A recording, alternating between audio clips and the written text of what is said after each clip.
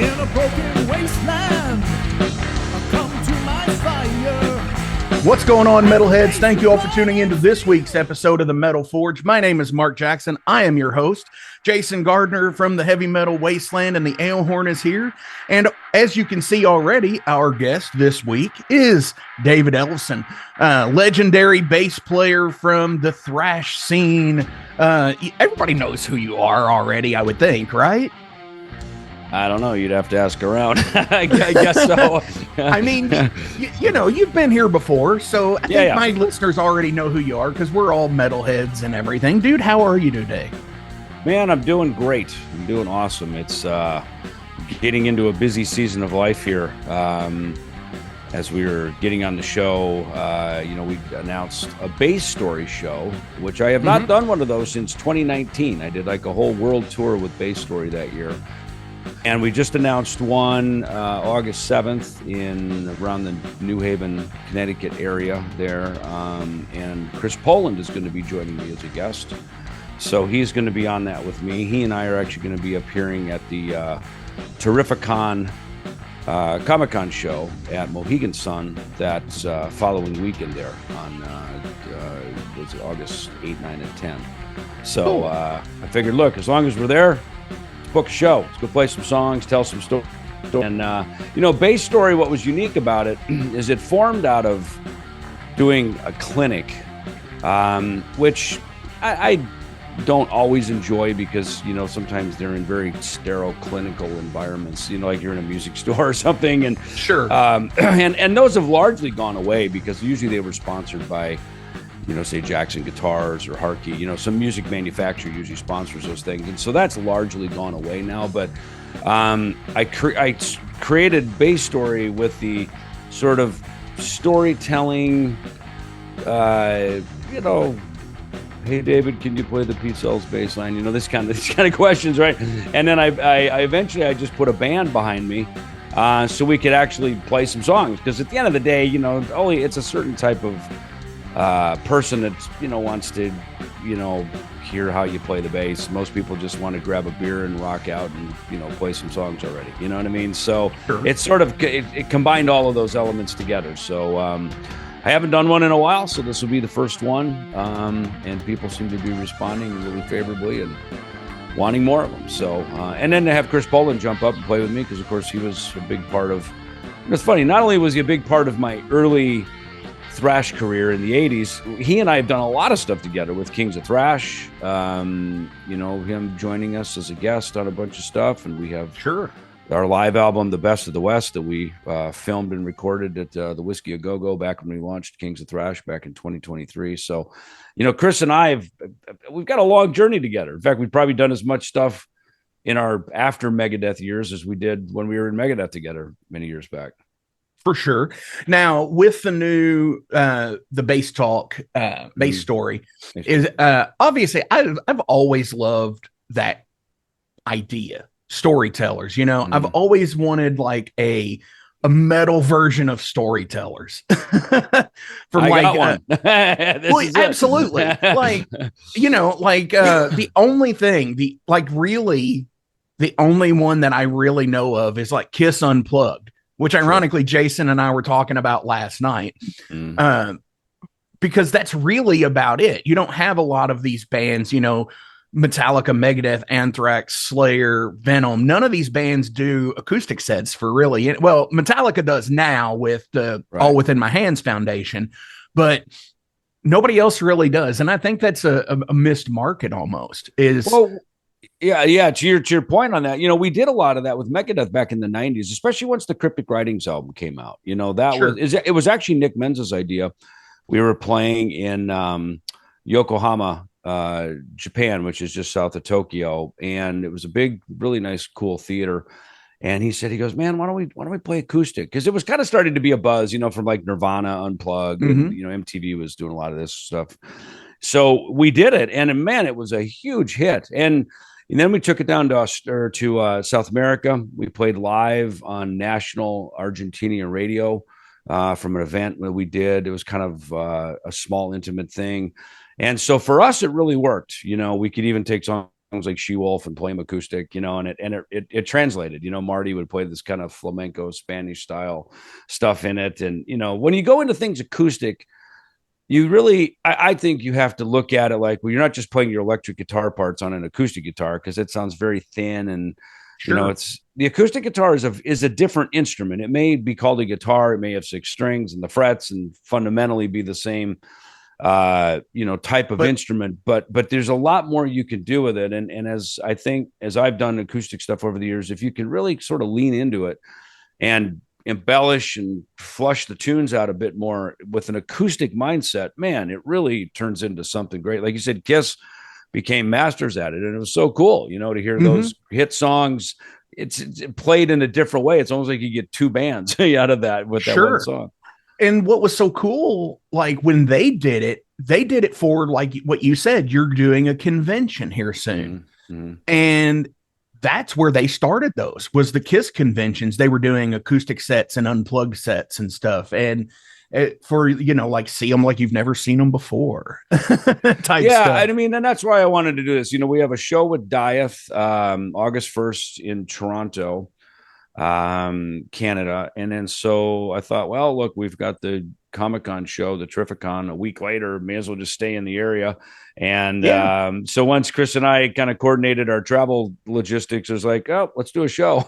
So and it's fun. And of course, he and I together, fans love to see it. They love the songs that we performed on together. So it really makes for a cool night out, and doing it in a small, intimate setting, it allows us to have a little banter back and forth on stage. We can talk about some stuff, and then, ultimately it's kind of like, shut up and play your guitar, and get on with the song. That's exactly. And honestly, I think that's what, when you read or watch any of the like documentaries of bands and such like that, you often tend to find that that's what everybody wants to go back to, essentially, especially when you're playing in big places, 10,000, 20, 30,000 people or more. And then finally, just coming back and being able to play an intimate gig is one of the, it's almost like a godsend, as they say. Yeah. Well, look, it takes both, right? Because people want to go out and get their faces melted and rock the big stage. And then, then there is this VIP kind of mentality, where limited seating, and Sure. So it's, and look, these thrash songs, we found this when we started Kings of Thrash, these songs were written when, they were written when Megadeth we were playing smaller places, 500, 1,000 seat venues. And we packed them, they were full, but these songs worked well in that. As the band got more popular, we started to play the bigger arenas, and into bigger concert settings.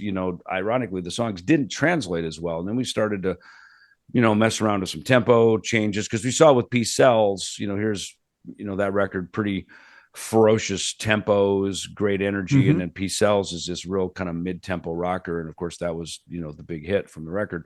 So we realized that's kind of the tempo that works with our fans, somewhere in there, the Symphony of Destruction, Sweating Bullets, that kind of stuff, In My Darkest Hour, these songs, they translated well into the bigger settings we were playing at, because you could hear them, with all that volume and chaos going around at a thrash gig, you could hear them better, and they translated, especially as, you're playing sometimes to audiences, as we did with Alice Cooper and Ronnie James Dio and even Iron Maiden, we're playing to their audiences, not our audiences. So, it's really about putting your best foot forward, not only with the thrash stuff that we were, that kind of came, second nature to us, but crafting tunes that really had a great story to them, was a great musical journey, and yet, was presented in a way at a tempo and with all the trimmings on it, that someone who's not our fan could go, yeah, that Megadeth thing, they had that one good song there, that was really good, maybe I'll go buy the record,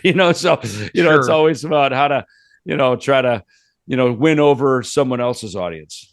Right. And even, and Jason and I can attest to this, being on a regional or local level kind of thing, it being the same way, when you're playing with a band that's got a little bit more clout than you do, you're always trying to win their audience. And especially now, you have so many mixed metal genre bills on like the club level. It's like it's almost like you can't fit like a full thrash night because there might be two thrash bands in the area and that are worth their weight in salt. And then, you have to pick like a death metal band to fill out the bill, or, one of the Motorhead styles that, skirts punk and metal and kind of stuff. But I love it. So I did want to ask, is the backing band for the shows, is that the Kings of Thrash band? No, it's actually my friends from a group called Dead by Wednesday who live in the area there. And I actually put a record out for them on Combat. And they're dear friends of mine. They've actually been my backing band, a couple of the members, Christian Lawrence, the drummer, Dave Sharp, the guitar player. We'll have a vocalist from the area as well, who I really like, sings in a cool Black Sabbath tribute band. So I've had these guys in my backing band before, when I was doing Bass Story up there in the area back in 2019. So in fact, we're just kind of sending the set list back and forth. It's like we already know the songs, it's a couple of rehearsals, it'll be good to go, so right, just pick what you want.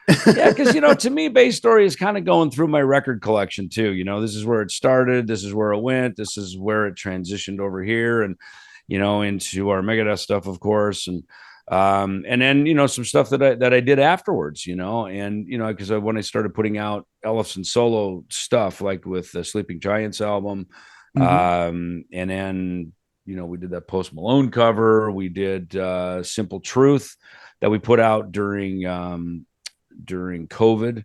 It's funny, I was really active during COVID. It's like we were in the middle of a big Megadeth cycle, and of course that all got shut down, so my chops were up, my energy was cranking, and I was like, okay, I'm not just gonna, if I got to be stuck inside of a house, I'm going to be making some music, So I called my friends. We did the Ellefson no cover record, and I just thought, look, we don't know what this is, we don't know how long this whole thing's going to last, this pandemic thing, but it's like the worst thing we can do is bum out. Let's get our guitars in our hands, pick up your drumsticks, let's start making some music, and then podcasts started, and I did a few podcasts during that time. Of course, now I have my own, the David Ellefson Show, and my friend Josh Toomey is the one who urged me to do it. He goes, dude, you've got so many stories to tell, and I know Josh, yeah, and you've got so many friends and people. So I was like, all right, well then screw it, let me call my buddies up and let's just sit and wax philosophic on stuff, So it's great to be not only just us sitting around, kind of bullshitting about our times together. I mean, I just had Chris Poland on, but also, to contribute something, kind of be a go-to news source now. They can interview people as they're coming into their record cycles and help give them some promotion and do all that kind of stuff. So, it's for me, I always like show up contributing something. I was always taught growing up, when you go to someone's house, bring something, bring some flowers, bring whatever, in the old days, there's probably 6-pack of beer or wine. Today, it's probably a bag of coffee, but bring something to the party, So hey, I still need to, are you still do the coffee, right? I do. Yeah. Yeah. Any chance, you're doing any kind of store deals soon with that? Or is it just strictly through the website? We have right now it's through the website. I think there are a couple of brick and mortar stores that do carry it. As I was getting into it, people are like, oh, make K-cups. And all of a sudden I was like, okay, well, that's like 25 grand just to even make a K-cup. I was like, I'm not doing that. I don't even like the taste of K-cup. So I was like, why would I do that? And then, so you look at it, you kind of look at the scale of economy and you kind of go, all right, if I get into this, I'll never play the bass again. I'll just be full-time running a coffee company. And that was never the point of it. The point of it was right. Have something kind of fun on the side, kind of like a little merchandise item.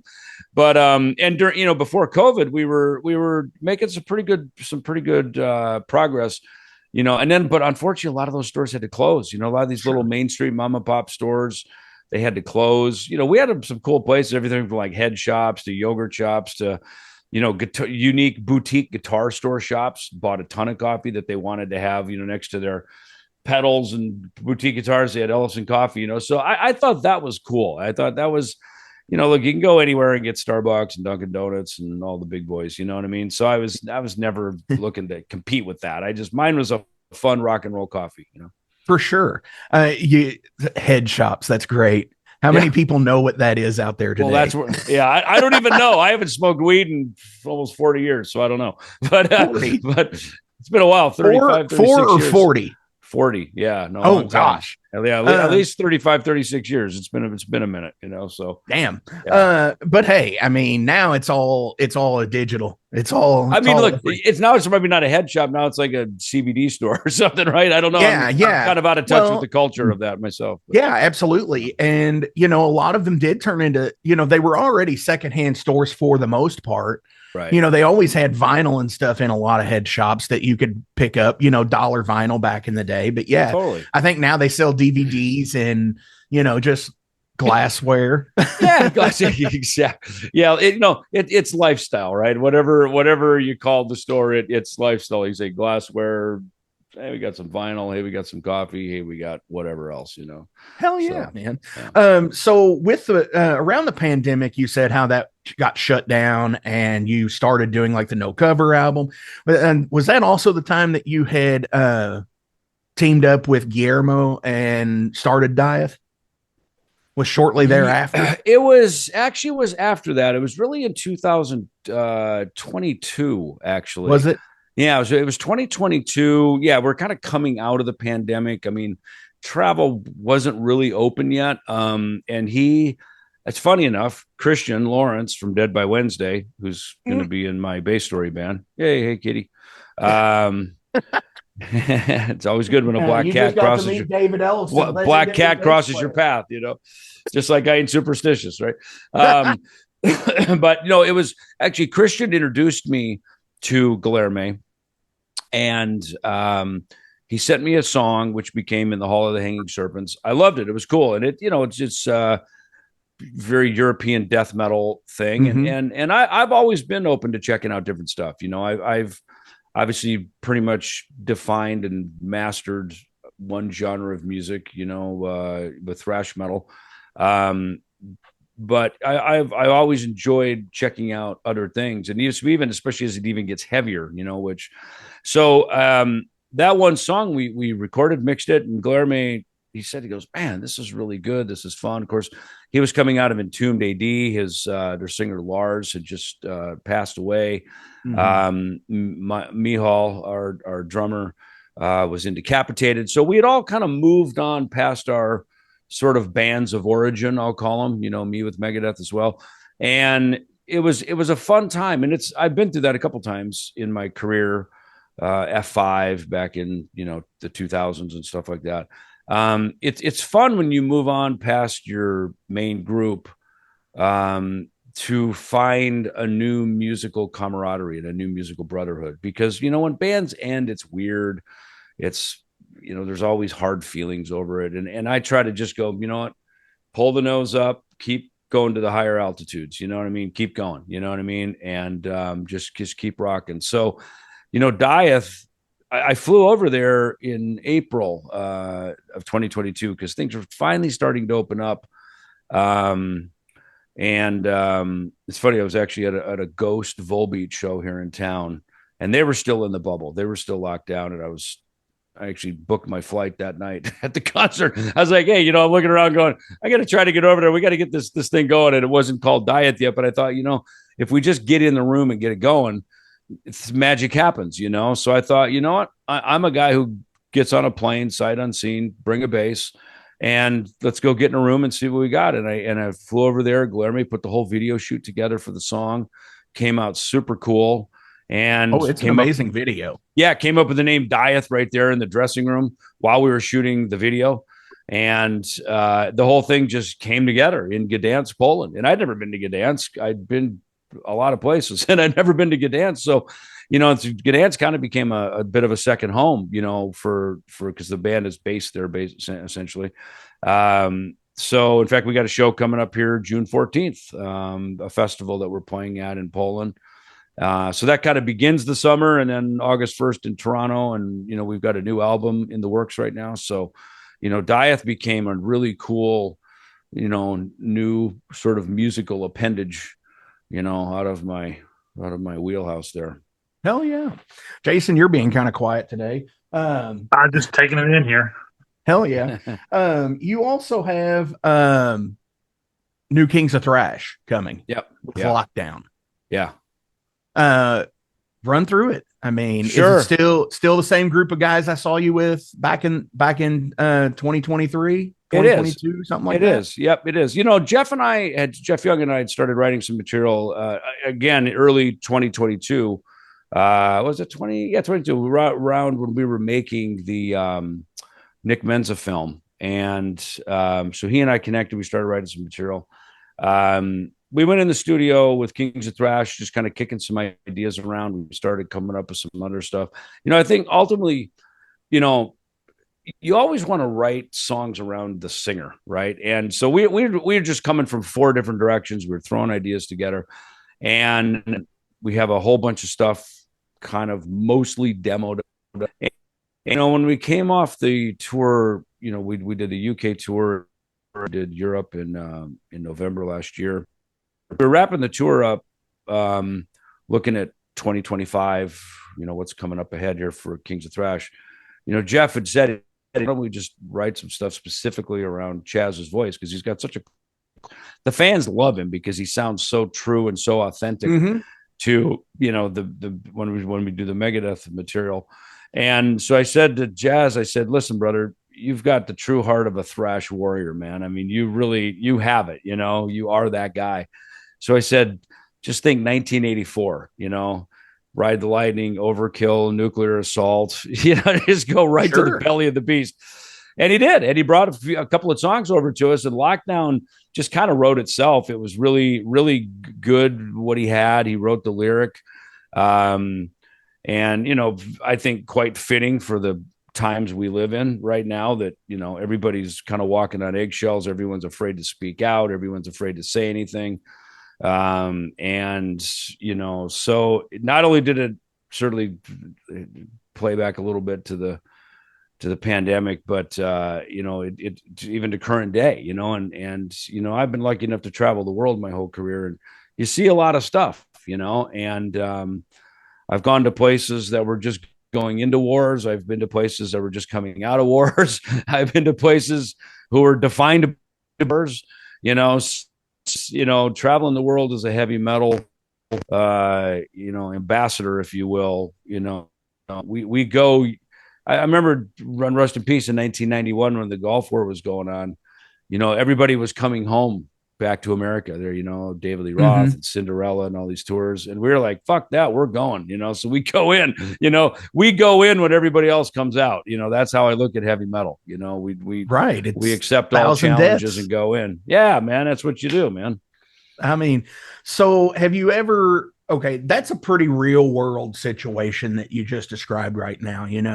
I read White Line Fever, the Lemmy's autobiography from back in the day. Right. And he talks about going into like South America where it's like under like government control, and like the military, is more like the police force and stuff like that.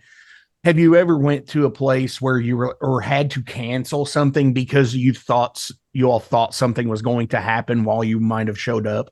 Yeah, all the above. I remember we were going to go to Israel, I'm going to say 2014-ish. And there was the threat of the war breaking out. We actually had to buy terrorist insurance, which would allow. That's a thing? Yeah, it is. Yeah, Jason, it's a thing. Jason, hang on. He Jason in his day job does home repair stuff. He's like an all around handyman. Do you have terrorist insurance, Jason? My policy doesn't cover hostage negotiations, but I'm good. I'm good for $300,000 if they want to, go that route. That's something to look into, Yeah. Well, wow. It was we were in Europe, and we were headed there, and basically, I think the insurance engaged, and sort of the defining line was once an American airline would not fly into Tel Aviv because of the state of the escalating war.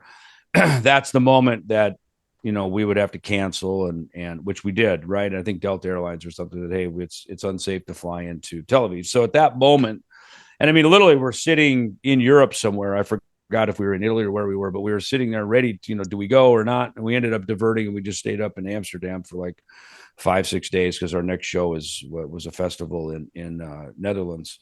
So we just camped out up there. But yeah, and the God bless the fans of Israel. They're like, come on down, we got the Iron Dome, it's totally safe. Come on, guys, let's go. So they were egging us on, like, don't be afraid, Megadeth. It's cool, we got your back.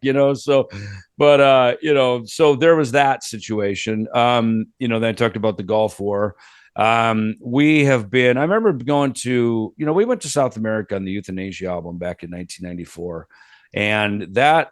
We'd played Rock in Rio, so we'd been to Brazil, but we hadn't been to Argentina and Chile before. And, those countries were just coming out of, I think, some pretty harsh rulers and administrations, and, Right. here again, yay, the war is over. Let's call Megadeth, let's get some entertainment down here. You know what I mean? And that seemed to happen a lot. And and it was weird, at that time, it's like the only bands who had really been there were the Stones, U2, the Ramones, and Megadeth. And we were considered kind of the big four of Argentina in particular. Like, we were the reigning heroes down there because we went when no one else would. And, so it's, and, then that just forever sort of, endears you into that culture as it did, as it probably still does for our Megadeth legacy, So, yeah, we've kind of seen, I remember during we were doing the World Needs a Hero tour, and it was 2001, and it was probably might have been August or something, or we were flying back home we did an around the world trip, June, July, August, went to the UK, to Europe, then we went over to Japan, down the Pacific Rim into Australia, and we were flying home from New Zealand. And I was thinking, God, everywhere you go around the world, there's a police presence at the airport. There's dogs, there's machine guns, there's a military presence. Like, they're not screwing around, right? And I was thinking, in America, you can literally walk to the gate, greet your, family as they walk off the plane. You can literally greet them, And I swear to goodness, a month later, 9/11 happened, and I was like, yep, that's the end of that.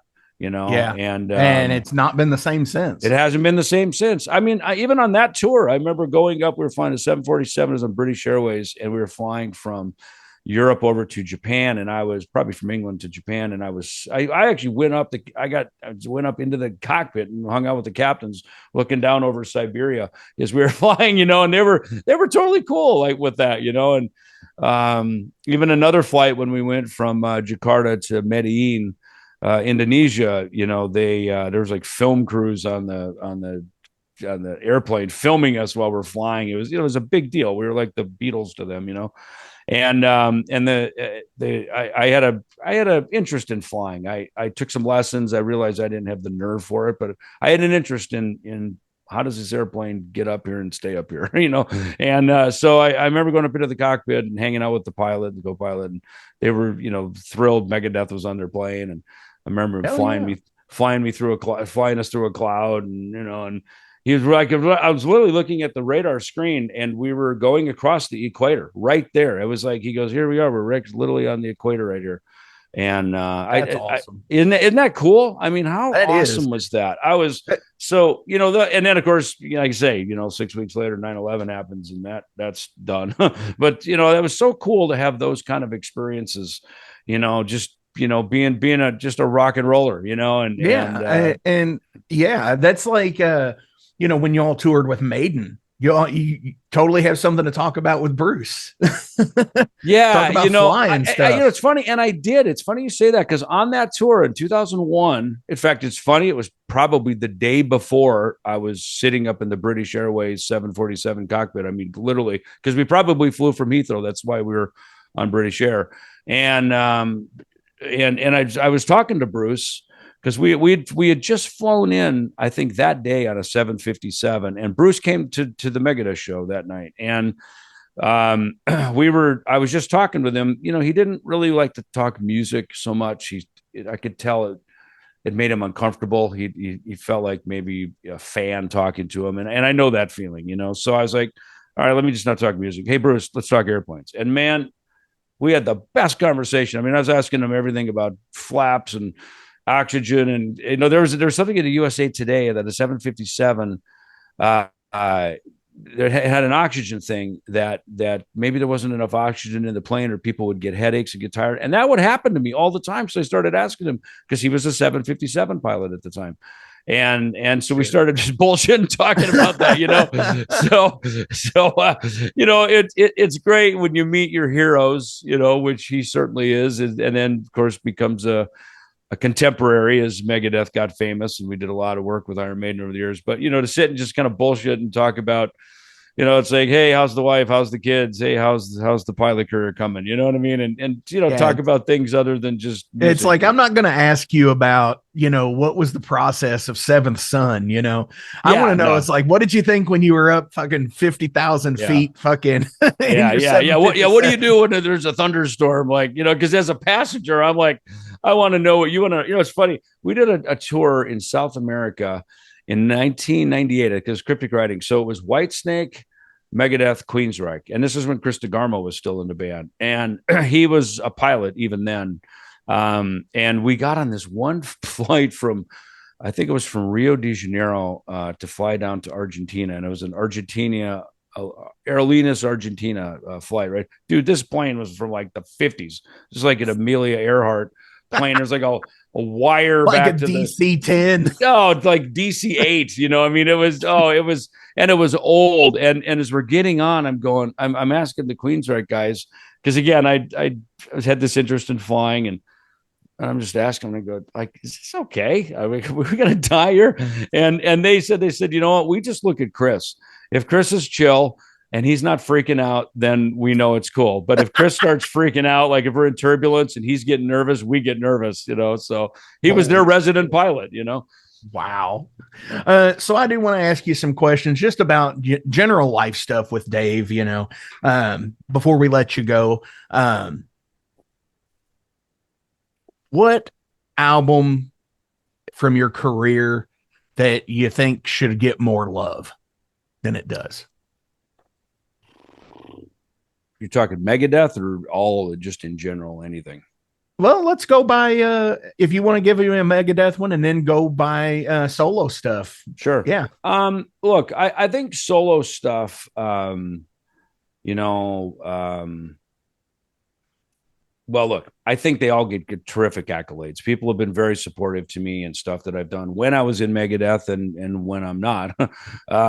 They, with Dieth, Ellefson Soto, we have another Ellefson Soto record coming out here soon. We're going to be announcing it, but that stuff that's one of those moments where they're just incredible synergies, just like Dieth. It just sort of fell together, and just like Kings of Thrash, it just sort of fell together. And I, quite honestly, at this point in my life, those are the things I want to be involved in, things that come together of just sort of like-minded dudes, playing like-minded music and just kind of heading in the same direction. It shouldn't be difficult at this point, with Megadeth,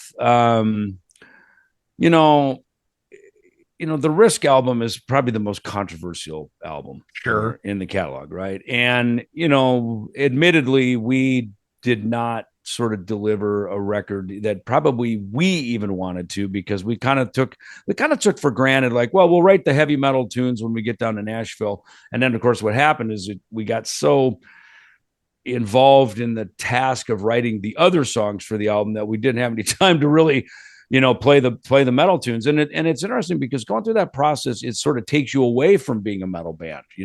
With Cryptic Writings, it worked because we were very much a metal band writing these, say, 4 songs: Trust, Almost Honest, Use the Man, Secret Place, for example. Those were the 4 singles that were going to be deliberately aimed at the active rock American FM radio, because metal was changing, music was changing. That's exactly what I was going to say. And look, if you're in any line of work, whether you're in Starbucks or you're Megadeth or you're Chevrolet or whoever you are, you have to be aware of market trends, market changes, and be able to adapt, to what's going on, or else you're out of business, right? So we played the game on Cryptic Writings, and we hit the bullseye and we won.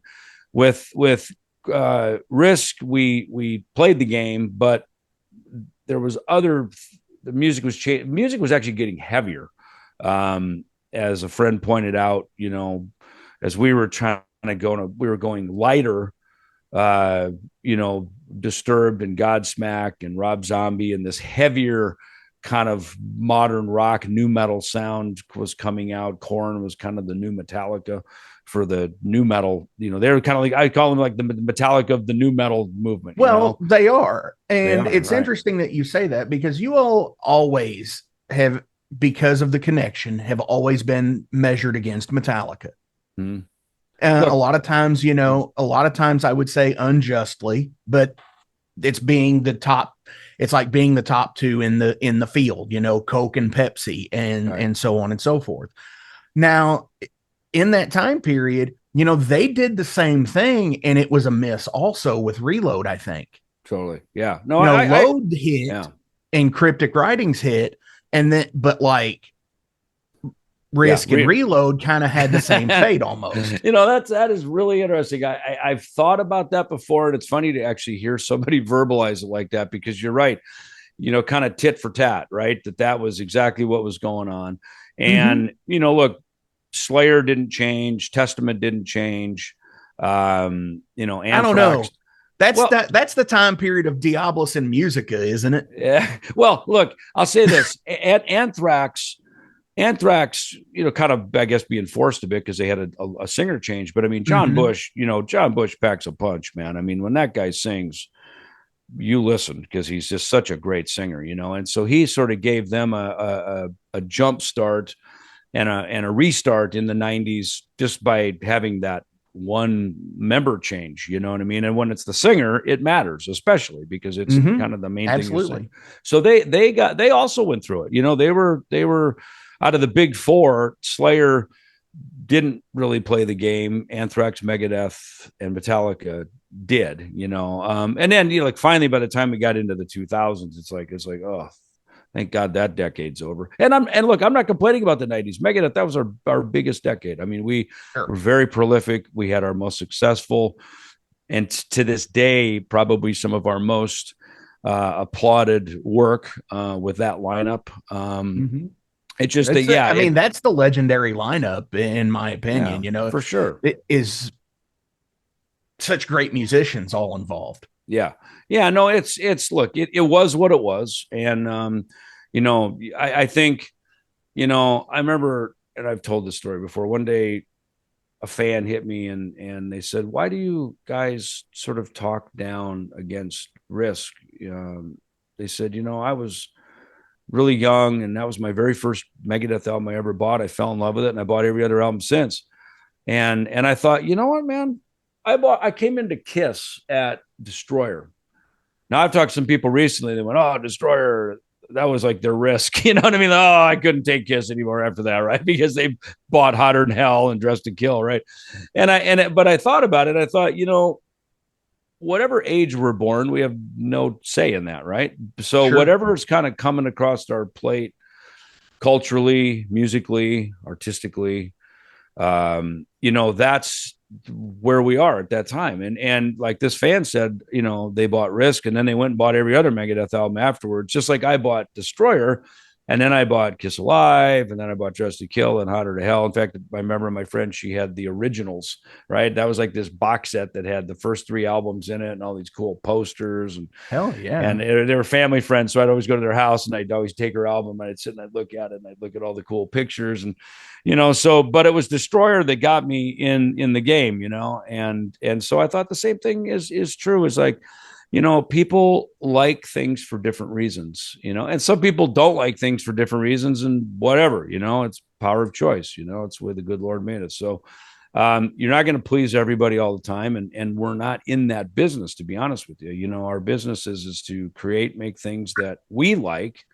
And hopefully there's just enough other sort of black t-shirt knuckleheads like us who actually are going to like it too, and then once the first record comes out, the die is cast. And then from there, it is a bit of a chess game, how you traverse the rest of the years of your career, because it would be sad if we just made Killing Is My Business 15 more times. It's like, what person does that, right? It's, you grow, you experience new things. Well, your music and that's the reflects that, thing. I brought this up. It might have been with Jeff Becerra from Possessed. And it was the thing of I don't think a lot of people realize today when they're in the music industry how many of the bands like Megadeth, Metallica, Slayer, Anthrax, Testament, how young you guys actually were doing that. I wasn't even able to drink yet. I did, but I wasn't. Right. I mean, I was literally 18 when we started Megadeth, So I mean, the real kids of the scene, like Death Angel guys, who are like in their late 40s now, and but like, I don't think a lot of people realize how young you all were, and with the decision making you all had to do, and watching you all grow as people, releasing things like Euthanasia versus Rust in Peace or any other album therein. We all go through the change of life thing. We do.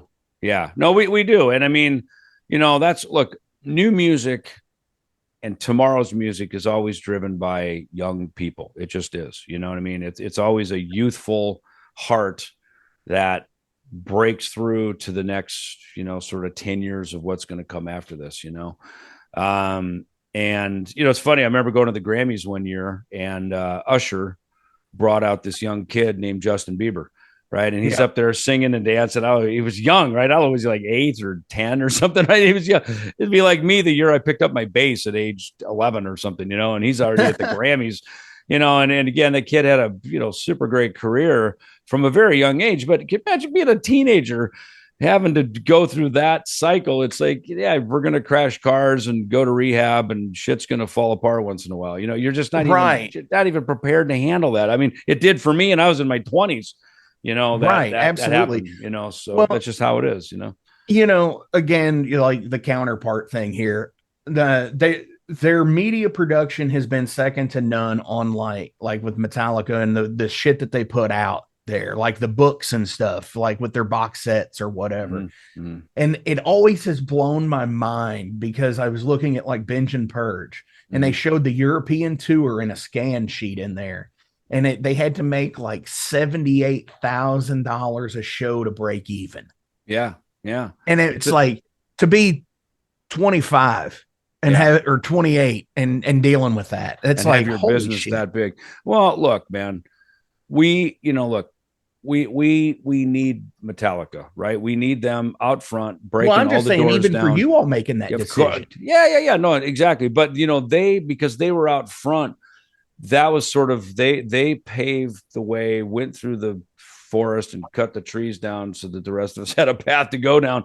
But you're right. As any of this stuff grew, and you're right, we're sitting around making, we're like basically corporate shareholders of our own businesses, and and coming, sitting in and having these financial decisions, and look, and you don't really know who you are yet, and some money starts coming your way. We already had the applause and the fame. Getting famous is easy. You can do all kinds of dumb shit to get famous, but making money is a lot harder, especially in music, and especially today. But as you were talking earlier, the local bands like what you guys have, regional bands versus the big monoliths of, Megadeth and Metallica, and this, it's all the same. I mean, again, it's just the economy, the scale of the economy, it's what you just add more zeros to the income, you add more zeros to the outflow. Now you can have a truck instead of a van, now you have a bus instead of a camper, it's all the same, right? You still got to get to the gig, play the show, set your shit up, get paid, and get out of there. And it's all, I think for all of us, every book I've read, the Van Halen books, the Geddy Lee book, Sammy Hagar, we're all the same, you know what I mean? And hopefully you get to this one point. I remember when we were on Ozfest 98, Tool, Limp Bizkit was playing before us, then us. We'd always play the 6 p.m. slot. Then right after us was Tool, which were the direct support before Ozzy. And we would go off and play, Ozfest would sometimes only play 3 or 4 shows a week. It wasn't a Sure. lot, right? But so the rest of us, we had bills to pay during the week, man. So you got to play Tuesday in Peoria and Wednesday in Champaign, Illinois, whatever. Like we got bills to pay, and Tool was as well. And I remember clearly talking to our manager about it, and the expenses for Megadeth to go play a one-off and Tool to play a one-off were almost the same, yet Tool was really blowing up and getting super popular, and they were playing to sometimes 2 to 3 times as many people, right? So if we're playing to a couple thousand, they're playing to 5, 6, 7, 8, 9,000 people on their one-offs.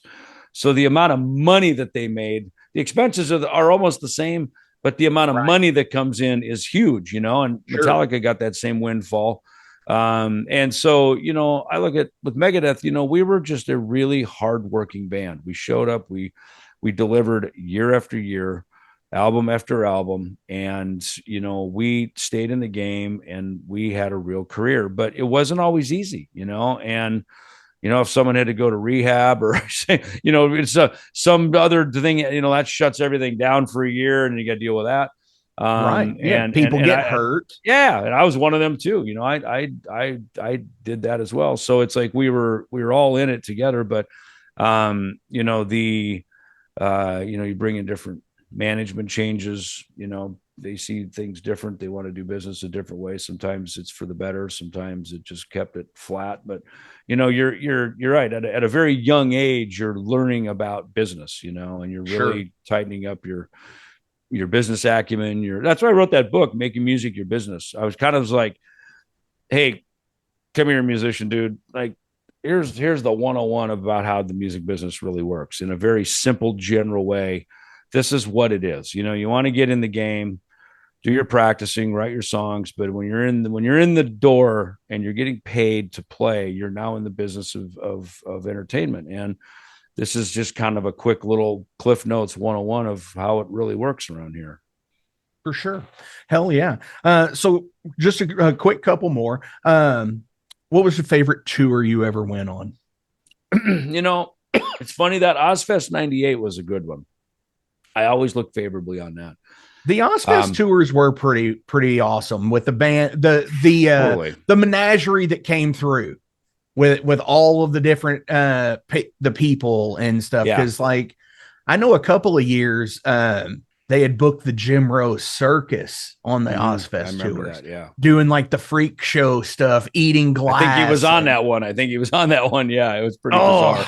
Yeah, it's so wild. Yeah, no, it was the traveling circus, man. I mean, it's that work to do that in America. In Europe, they have these festivals that are very defined by the culture. Germany will have one, Italy will have one, the Netherlands.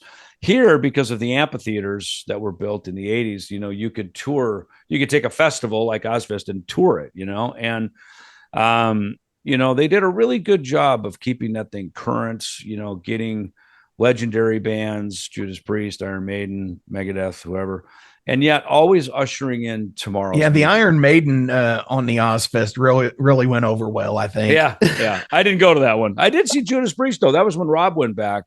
And I remember seeing that somewhere like in Tennessee or something. I was like, man, he is killing it. Priest are back big time. And it was cool. But yeah, so that was one for sure. Really the whole Cryptic Writings album cycle was great. We started here in Phoenix.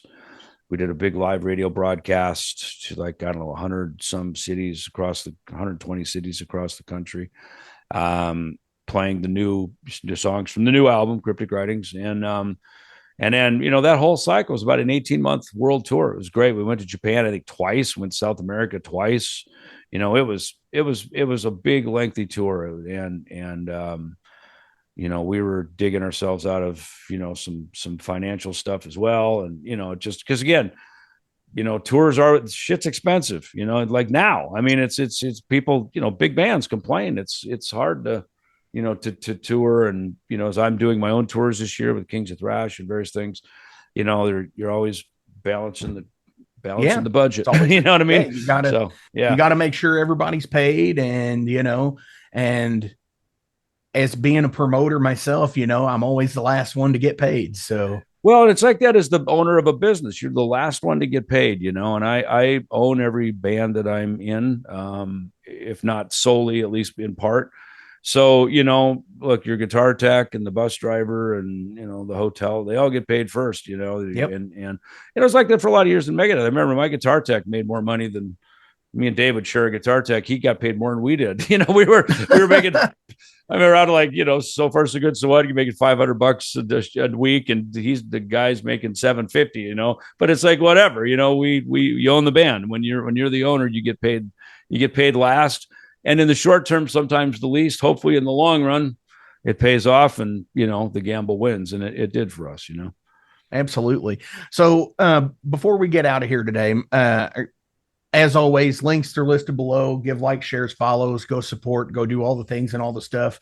As Dave said earlier in the show here, it's pretty much all the same gig, whether you're up here or right here or right here. It's all the same gigs. So dude, support, do whatever you can. Jason, do you have anything to add before we get on with it?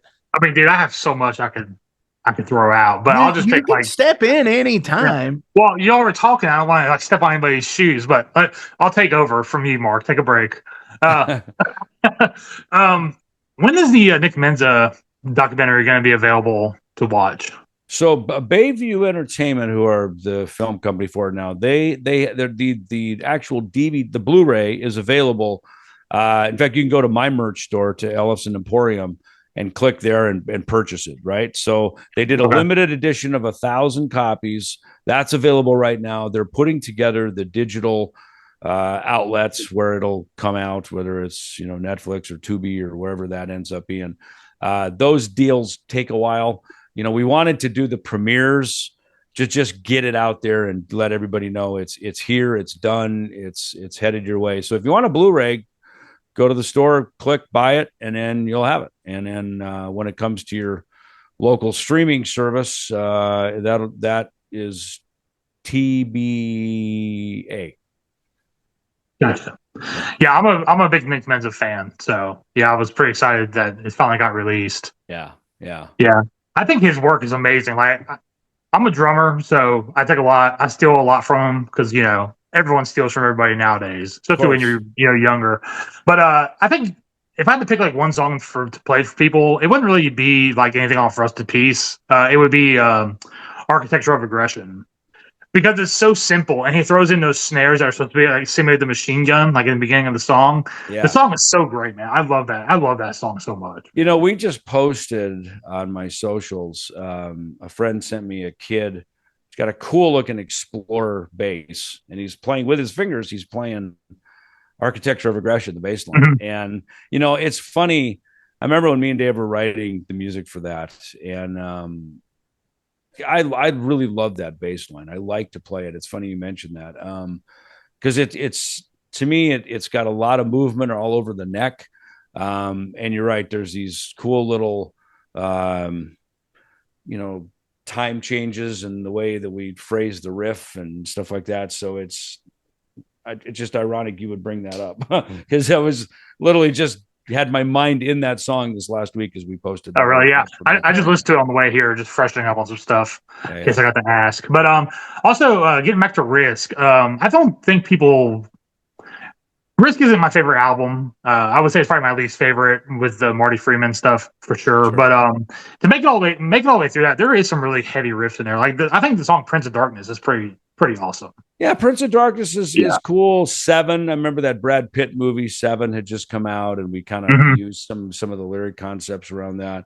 That was a very collaborative moment in the studio that day. I remember we were trying to figure something out, and I made a couple suggestions on stuff, and it sort of turned the corner and helped us finish the song. And Dan was all excited because he was like, "Man, we're working like a band. It feels like a band in here right now." Which even he is the producer, regardless of who brought the song in. It was fun, to feel a group working together in the studio, and I think that's what you've sent. That's what you really get from that 90s lineup, is a lot more of those collaborative group moments where, it's greater than the sum of its parts. Four guys, it was better than four guys. It was like eight guys in the room. You know what I mean? You can't even really equate what it was. There was magic in the chemistry of that lineup together. Right. Do you think attaching Crush 'Em to that god awful Universal Soldier movie hurt it some? I don't know. I remember, we had this opportunity that came for that. And really for us, it was more about, that WCW wrestler Goldberg was he was the big guy. He was the number one guy at the time. And he was a big Megadeth fan. So we wrote a tune that would be sort of his anthem. And it was kind of around the time when our songs, us and Metallica, maybe Pantera, you'd start hearing our songs at hockey games. Major MLB pitchers would be playing Trust as they walked out to the mound. You know what I mean? There was sort of these sports figures were using like our music as their introduction songs as they walked out to the field or the wrestling rink the wrestling ring in this case. And so it was cool. I remember when we were shooting the video at this power plant down in, I think, Long Beach, California, and then Jean-Claude Van Damme came down, and then he was going to shoot his segment right after we shot ours, and it was cool. It was cool seeing him. I mean, come on, he's a big time actor. He's a freaking rock star actor.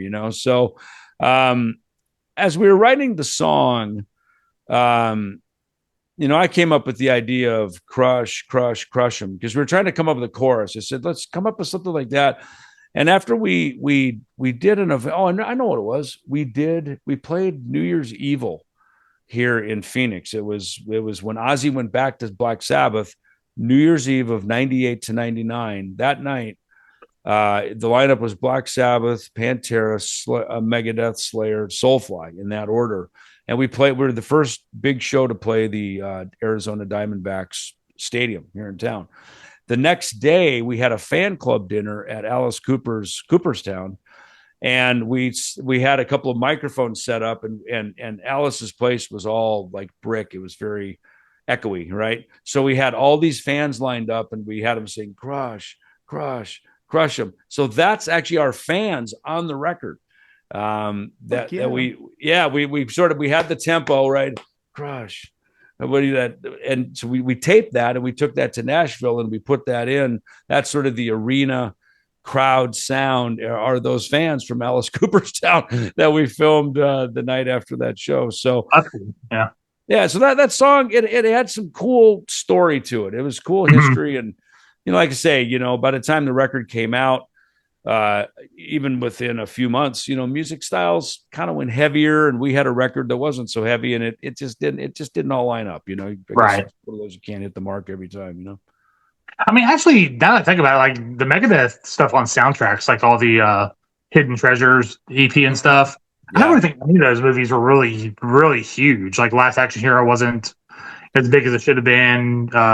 Did you have one on like Lost Highway? It's I funny. think Bill and Ted's. I have a Last Action Hero. I don't think I have it hanging up here, but right up here behind me, up on the top row, are like Beavis and Butthead.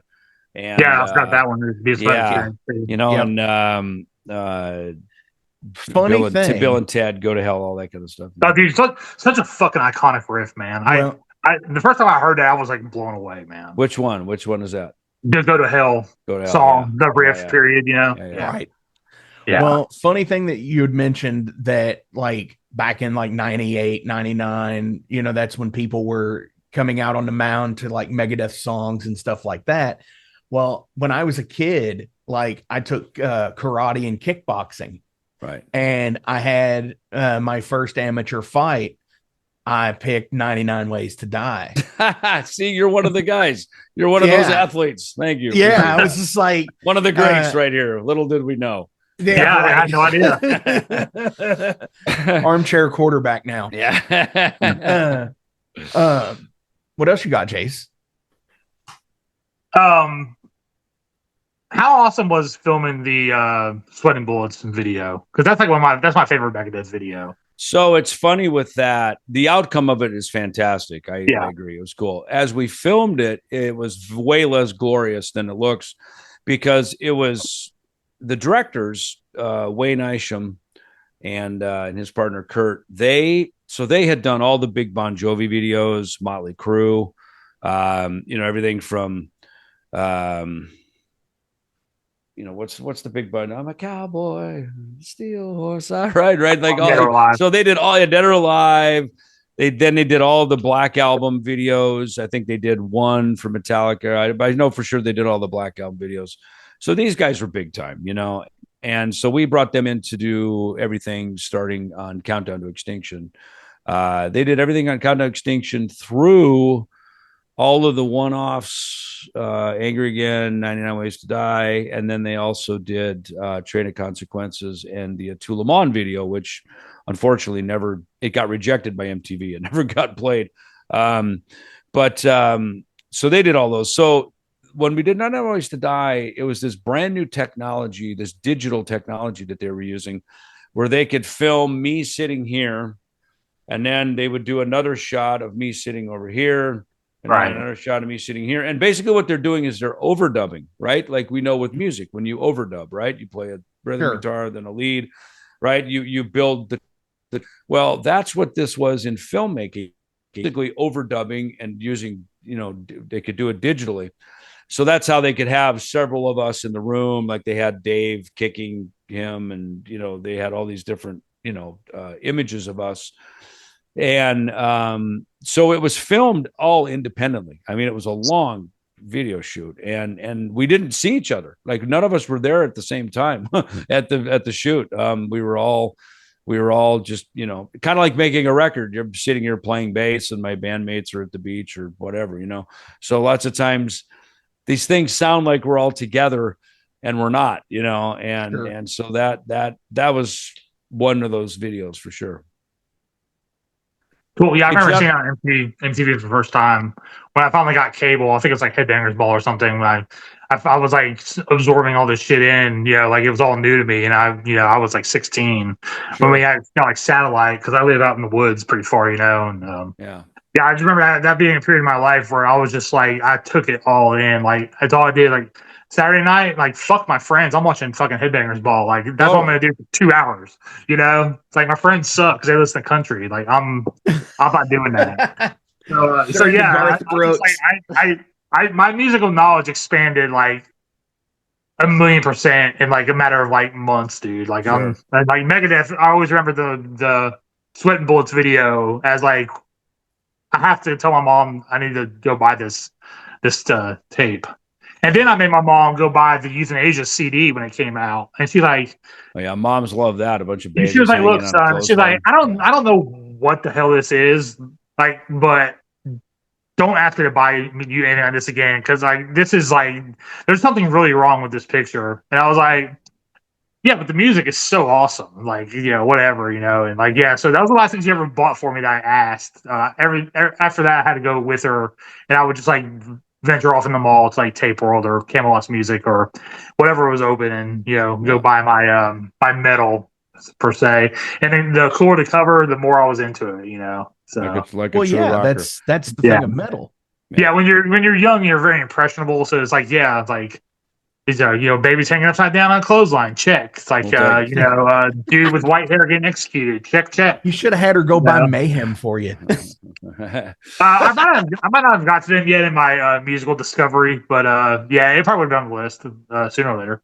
Hey, gentlemen, I got to jump. It's been good. Great talking with you. Yep. Have a good one, Dave. You guys. Thank you so much. You're welcome. On our way out, we're gonna play the new video for Lockdown. Nice. Good. Thanks, Dave. See you guys. Bye.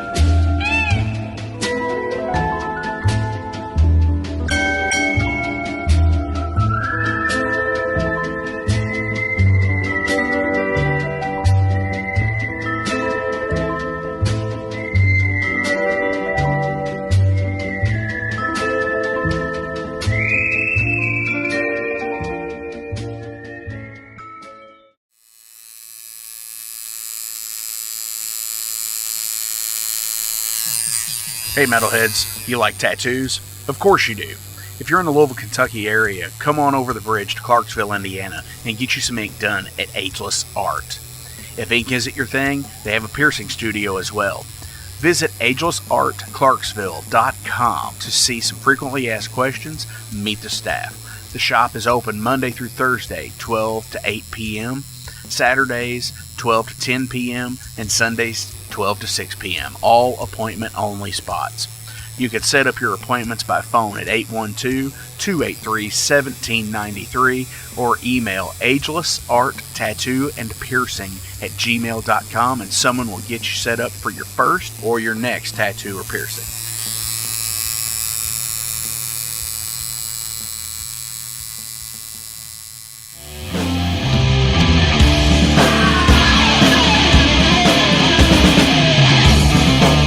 Hey metalheads, after going to a rager, what's your ultimate go-to? Mine is totally pizza.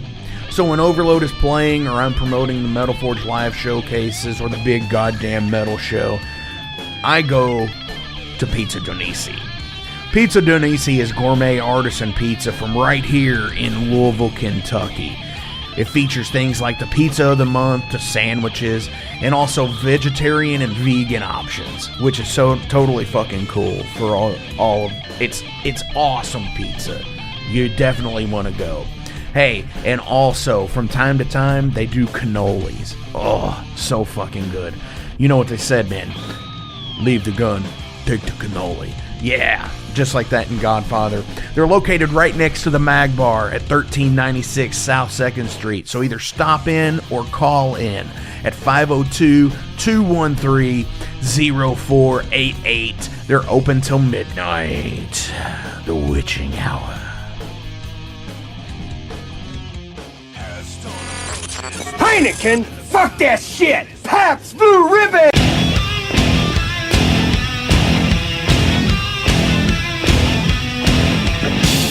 Hey metalheads, you all hear me talk about Mag Bar all the time. It is the home to the Metal Forge live showcases and is an integral stop in the Ultimate Underground Metal Tour schedule. They obviously feature live music, but the Mag Bar also has daily specials like Pint and Slice Night on Tuesdays with Pizza Donisi.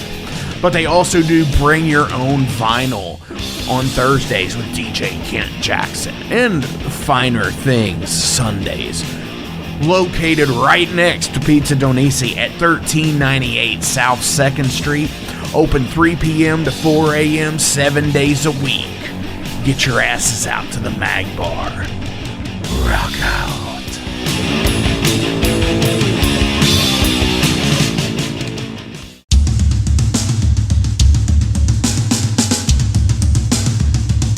For 45 years in keeping Louisville weird, Electric Ladyland has been there for all your eccentricities. While they do offer the best smoking supplies out on the market today, there's a whole lot more to check out. From ashtrays and blacklight posters, to records, incense and burners, and items to stock your metaphysical supply. They are open from 10 to 10, 7 days a week.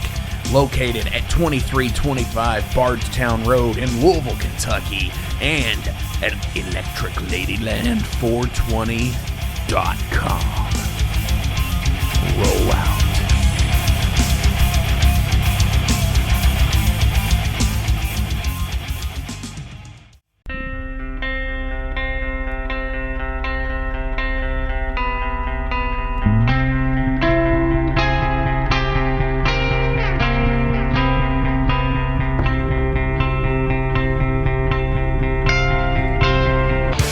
In 2017, one man's vision and passion for all things metal started out as a record store in his house.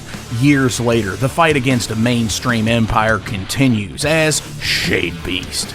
An independent metal collective and online store based in Athens, Georgia, is the world's premier heavy metal brand for music heads that value authenticity over the mainstream acceptance. Featuring original t-shirts from some of the best underground artists, as well as stickers, posters from the Shade Beast Presents concert series. Unique, one-of-a-kind collectibles and small curated selection of vinyl and cassettes from the masters old and new. Visit shadebeast.com and enter promo code SithLord for free domestic shipping on your first order, whether you're a new customer or returning. And be sure to join the Shade Beast social groups on Facebook and the interwebs to keep up with the new release announcements and talk all things metal and Star Wars. You'll never find a more wretched hive of scum and filth.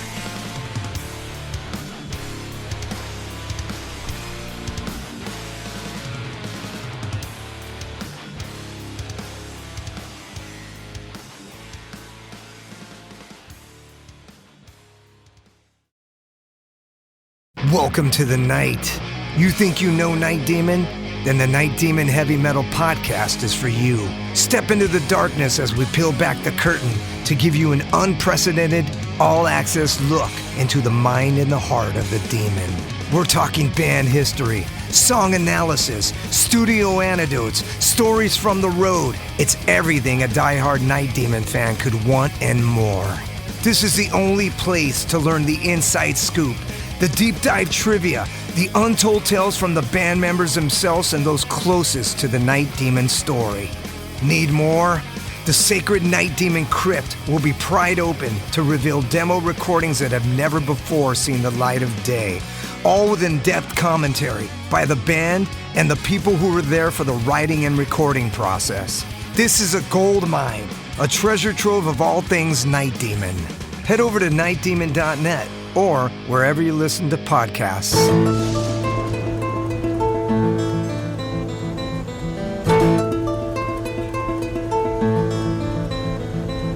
Since 2013, there has been a calling from the underground, from the graves of all those unholy, and they decided to make a zine to talk about all of this.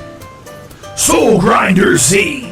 An independent metal zine to keep you informed on all things metal and horror from the underground. Available in both print and digital formats, they're bringing you the best interviews and reviews out there today. Not only do they do the zine, but they also do compilation CDs. Check them out at facebook.com/soulgrinder.zine and start your subscription now.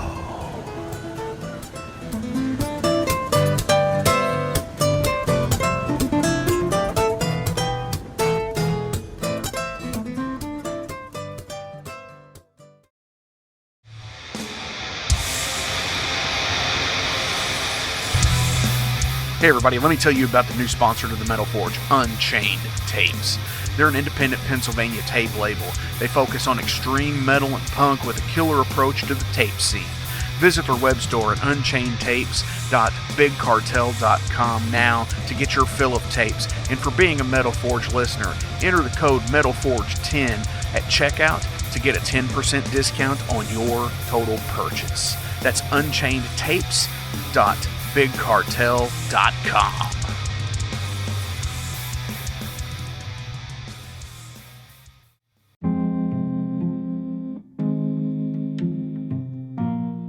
What's up, Metal Forge fans? This is Alan Bishop, the alchemist of Indiana's Black Forest and head distiller at Spirits of French Lick. Do you find yourself drawn to the unexplained, fascinated by the Fortean, or enchanted by the paranormal? If the things that go bump in the night resonate in your mind, then tune into my brand new podcast, If You Have Ghosts, You Have Everything. Featuring first-hand accounts, collected stories, interviews, history, and speculation related to all things not of this world. Available now on Anchor, Spotify, Google, Amazon, and more. Set back, relax, and remember, if you have ghosts, you have everything.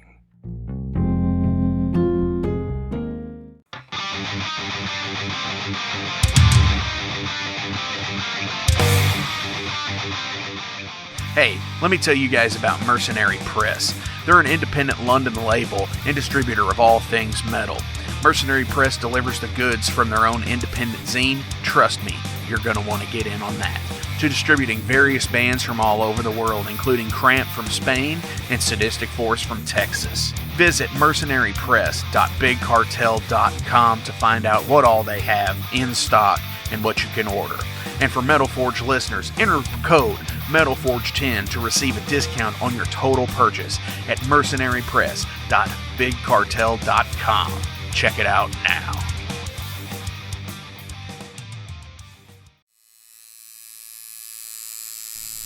Hey metalheads, it's with great pleasure I get to tell you guys about a new sponsor to the Metal Forge, Ageless Art, New Albany. After 20 years of owning and operating Ageless Art in Clarksville, Indiana, Phil Garrett had a vision for a new type of tattoo studio. Something that is clean and modern, sleek, refined, inviting. And he's done just that with Ageless Art in New Albany. You can find it at 2736 Charlestown Road, New Albany, Indiana, 47150. Business hours are Monday through Saturday, 11 a.m. to 7 p.m. Sundays are 12 to 6. All sessions are appointment only, so give them a call and go get you some new ink. Or if it's your first time, go get your first one, baby. In a broken wasteland, come to my fire and place your blood and steel upon my